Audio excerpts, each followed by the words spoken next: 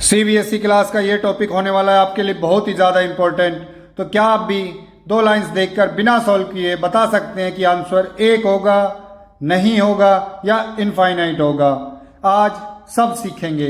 Hello friends, आज हम एक बहुत ही इम्पोर्टेंट चैप्टर पढ़ने वाले हैं जिसका नाम है pair of linear equation in two variables. इस चैप्टर में हम सीखेंगे लीनियर इक्वेशन क्या होती है, इनके ग्राफ क्या होते हैं, सॉल्यूशन निकालने के 3 मेथड्स और वर्ड प्रॉब्लम्स और PYQ। लीनियर इक्वेशन क्या होती है? ऐसी इक्वेशन जिसमें वेरिएबल्स x, y की हाईएस्ट पावर 1 होती है उसे लीनियर इक्वेशन कहते हैं। Linear equation in one variable ax plus b is equal to 0 where a is not equal to 0. Example 2x plus 3 is equal to 0. Now linear equation in two variable is ax plus by plus c is equal to 0. Example 2x plus 3y minus 5 is equal to 0. Variables x, y, constants a, b, c। Now जब दो linear equations x और y साथ में consider की जाती हैं तो उन्हें pair of linear equations in two variables कहते हैं। दो लीनियर इक्वेशन का मतलब है कि दोनों में डिग्री 1 होना। जनरल फॉर्म क्या होती है? a1x plus b1y plus c1 is equal to 0 and a2x plus b2y plus c2 is equal to 0, जहाँ a1, b1, c1, a2, b2, c2 real numbers हैं और a1, b1, a2, b2 में से कोई भी 0 नहीं है। Examples 2x plus 3y minus 5 is equal to 0 and 4x minus y plus 7 is equal to 0. Another example is 3x plus y minus 2 is equal to 0, 5x plus 2y plus 1 is equal to 0. Important points क्या हैं? इन दोनों equations को साथ में solve करके x, y values मिलती हैं जो दोनों इक्वेशंस को सेटिस्फाई करती हैं। अब हम जानते हैं graphical representation of a linear equation.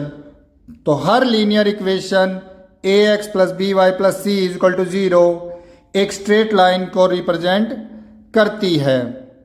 Table बनाते हैं। इक्वेशन गिवन है 2x plus y minus 4 is equal to 0। यहाँ से हम y की वैल्यू निकालेंगे जो आएगी 4 माइनस 2x। तो जब हम x की वैल्यू पुट करते जाएंगे हमें y की वैल्यू मिलती जाएगी। जैसे ही हमने x को 0 रखा हमें y 4 मिल गया। अब हमने x को 1 रखा, y हमारा 2 आ गया। जैसे हमने x को 2 रखा y की वैल्यू आ गई 0। तो ये हमारे कोऑर्डिनेट्स हैं और उन्हें हम जब हम कार्टेशियन प्लेन पे पुट करेंगे तो हमें इक्वेशन की स्ट्रेट लाइन मिल जाएगी। इस तरह हर लीनियर इक्वेशन एक स्ट्रेट लाइन बनाती है। लीनियर इक्वेशन स्ट्रेट लाइन बनाती है। ग्राफ से सॉल्यूशन मिलते हैं, 2 पॉइंट्स मिल जाएं तो लाइन बन जाती है। दो लाइंस के बीच में 3 पॉसिबल केसेस बनते हैं। चलो दोस्तों समझते हैं लाइंस का रिलेशन। सबसे पहला है कि दो लाइंस एक दूसरे को इंटरसेक्ट कर सकती हैं या दोनों लाइंस एक दूसरे के पैरेलल हो सकती हैं या दोनों लाइंस एक दूसरे पे कोइंसिडेंट हो सकती हैं। तो सबसे पहला केस है इंटरसेक्टिंग लाइंस का। लाइंस एक पॉइंट पर मिलती हैं उसे हम कहते हैं इंटरसेक्टिंग पॉइंट। तो यहाँ पे जो सॉल्यूशन आता है वो यूनिक आता है, सिर्फ और सिर्फ एक सॉल्यूशन आता है। लाइंस पैरेलल होती हैं वो कभी नहीं मिलती, उनके बीच का डिस्टेंस हमेशा सेम रहता है, इक्वल रहता है। तो इस केस में कोई भी सॉल्यूशन नहीं मिलता हमें। जब दो लाइंस एक दूसरे के ऊपर होती हैं तो यहाँ पे हमें इनफाइनाइट मैनी सॉल्यूशंस मिलते हैं। तो इंटरसेक्टिंग लाइंस के लिए हमें एक सॉल्यूशन मिलता है या यूनिक सॉल्यूशन मिलता है। पैरेलल लाइंस में हमें कोई सॉल्यूशन नहीं मिलता और कोइंसिडेंट लाइंस में हमें इनफाइनाइट मैनी सॉल्यूशंस मिलते हैं। अब जानते हैं कंडीशंस के बारे में। तो लीनियर इक्वेशन की सॉल्यूशन निकालने के लिए 3 कंडीशंस को चेक करना होता है। तो हमें पता है कि लाइंस या तो इंटरसेक्टिंग होगी, या फिर लाइंस पैरेलल होंगी, या फिर लाइंस कोइंसिडेंट होगी। अब इनके लिए कंडीशन क्या है? तो उसके लिए सबसे पहले हमें जनरल फॉर्म याद होनी चाहिए, जो क्या थी हमारी, a1x plus b1y plus c1 is equal to 0 and a2x plus b2y plus c2 equal to 0। अब कंडीशन चेक करते हैं। अगर a1 अपॉन में a2 is not equal to b1 upon में b2 हो जाता है तो लाइन्स हमारी इंटरसेक्टिंग होगी और सॉल्यूशन यूनिक होगा। अगर a1 अपॉन में a2 is equal to b1 upon में b2 is not equal to c1 upon c2 हो जाता है तो लाइन होगी पैरेलल लाइंस एंड कोई सॉल्यूशन नहीं होगा, नो सॉल्यूशन। तीसरी कंडीशन क्या है कि a1 अपॉन में a2 equal b1 upon b2 equal c1 upon c2 हो जाता है तो लाइंस होगी कोइंसिडेंट लाइन और सॉल्यूशन होंगे इनफाइनाइट मैनी सॉल्यूशंस। अब सीखते हैं हमारा मेथड नंबर 1, जो कि है सब्स्टिट्यूशन मेथड। जैसे क्रिकेट में खिलाड़ी को चोट लगने पर उसके बदले में दूसरा खिलाड़ी खिलाया जाता है तो जो उसका सब्स्टिट्यूट होता है, वैसे ही एक इक्वेशन से एक वेरिएबल निकालकर दूसरी इक्वेशन में रख देते हैं। आइए जानते हैं स्टेप वाइज इसको कैसे सोल्व करते हैं। तो पहला स्टेप है कि किसी एक इक्वेशन से एक वेरिएबल निकालो। दूसरा स्टेप है दूसरी इक्वेशन में सब्स्टिट्यूट करो। फिर तीसरा स्टेप है x या y की वैल्यू निकालो और फिर दूसरे वेरिएबल की वैल्यू निकालो। तो जैसा कि एग्जाम्पल गिवन है 2x plus 3y is equal to 8, ये हमारी इक्वेशन 1 है।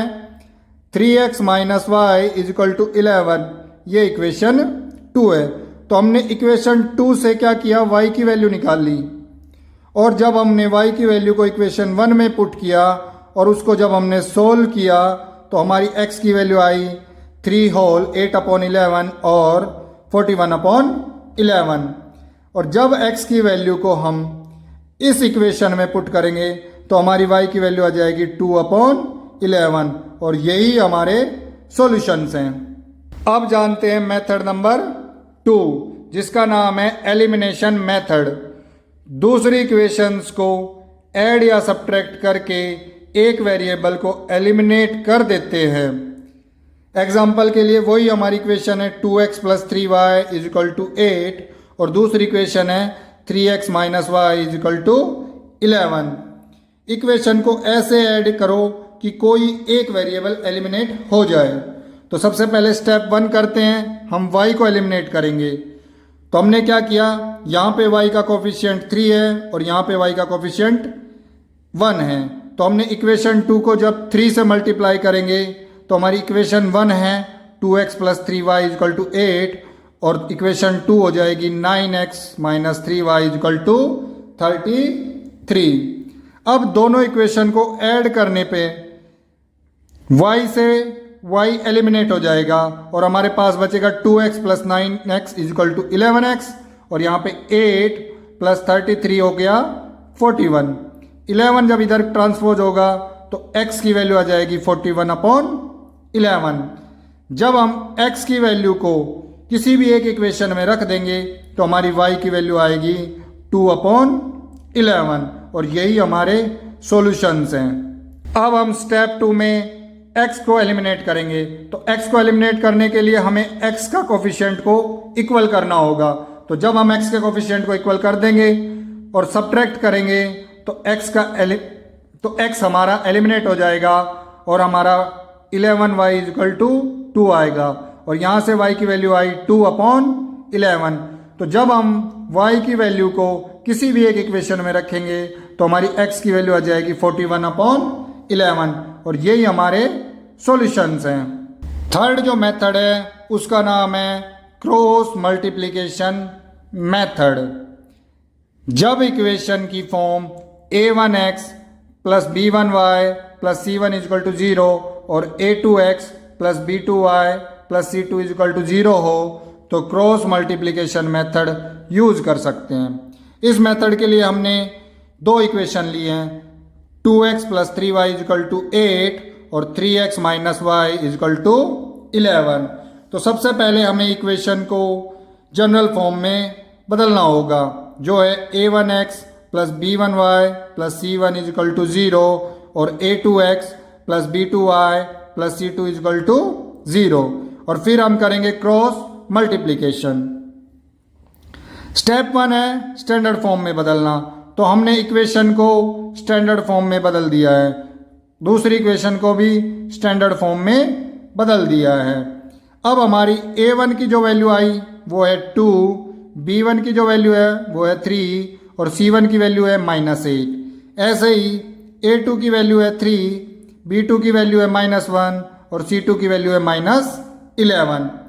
स्टेप 2 में हम करेंगे फॉर्मूला का यूज़। फॉर्मूला है x निकालने के लिए b1c2 माइनस b2c1 अपॉन में a1b2 माइनस a2b1। ऐसे ही y निकालने का फॉर्मूला है c1a2 minus c2a1 upon a1b2 minus a2b1। Step 3 अब हम करेंगे कैलकुलेशन। तो d है हमारा a1b2 माइनस a2b1, ये दोनों ही x के लिए और y के लिए काम आता है, तो हम इसको पहले निकाल लेंगे। अब हमारा x का फॉर्मूला था वो पुट करेंगे और हमारी वैल्यूज़ पुट करेंगे और आंसर आ गया 41/11।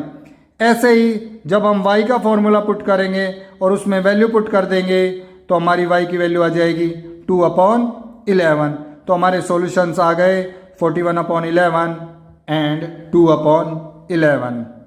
अब हम करेंगे वर्ड प्रॉब्लम्स जो कि रियल लाइफ बेस होंगी। तो रियल लाइफ सिचुएशंस को लीनियर इक्वेशन से मॉडल करके फिर सॉल्व करते हैं। तो एक क्वेश्चन गिवन है हमें कि एक बुक और एक पेन की कीमत दोनों मिलाकर 50 रुपये है। तो 2 बुक्स और 3 पेन की कीमत मिलाकर 110 रुपये हैं। तो हमें बताना है कि एक बुक और एक पेन की कीमत क्या है, price of 1 pen and 1 book. Solution करते हैं। तो हमने मान लिया कि बुक का प्राइस जो है वो x रुपये है और पेन का प्राइस जो है y रुपये है। According to question x plus y is equal to 50 rupees and 2x plus 3y is equal to 110। तो हमारे पास 2 इक्वेशन आ गई हैं। अब इन दोनों इक्वेशन को एलिमिनेशन मेथड से सोल्व करेंगे। तो एलिमिनेशन मेथड से सोल्व करने पर हमारी y की वैल्यू आई 10। तो जैसे ही हमारी y की वैल्यू 10 आ गई हम उसको पुट कर देंगे इक्वेशन 1 में और x की वैल्यू आ जाएगी 40। यही हमारी एक बुक की कॉस्ट है और 10 रुपये आ गई हमारी एक पेन की कॉस्ट।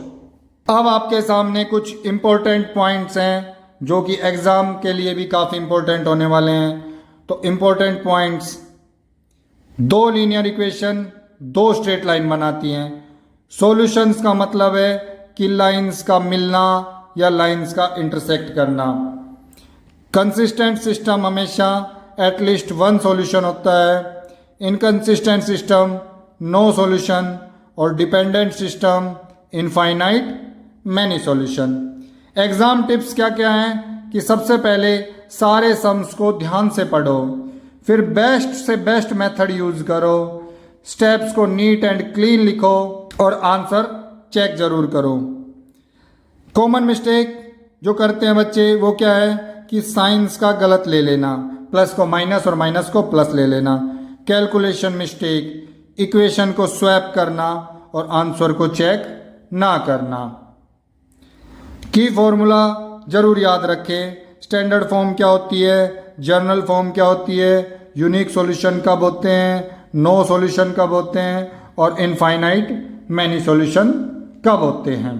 अब हम चैप्टर की ओवरऑल समरी देख लेते हैं। सबसे पहले हमने लीनियर इक्वेशन को जाना, फिर 2 लाइंस या 2 इक्वेशन को जाना, फिर 3 केसेस सीखे, यूनिक सॉल्यूशन कब होता है, नो सॉल्यूशन कब होता है और इनफाइनाइट सॉल्यूशन कब होता है। फिर उसके बाद में हमने कंडीशंस देखी, उसके बाद में हमने application, word problem, real life solution देखे, मेथड्स को जाना, सब्स्टिट्यूशन मेथड क्या होता है, एलिमिनेशन मेथड क्या होता है, क्रॉस मल्टीप्लिकेशन मेथड क्या होता है। तो अब आपके लिए है एक चैलेंज क्वेश्चन। अगर लाइन की इक्वेशन दे रखी हो और दोनों लाइन के इनफाइनाइट सॉल्यूशन है तो हमें के की वैल्यू फाइंड आउट करनी है। आपको हमारी वीडियो अच्छी लगी है तो वीडियो को लाइक करें, ज़्यादा से ज़्यादा शेयर करें और जुड़े रहिए हमारे साथ ऐसी अमेजिंग वीडियो के लिए और हमारे चैनल को सब्सक्राइब कर दीजिए। Thank you all.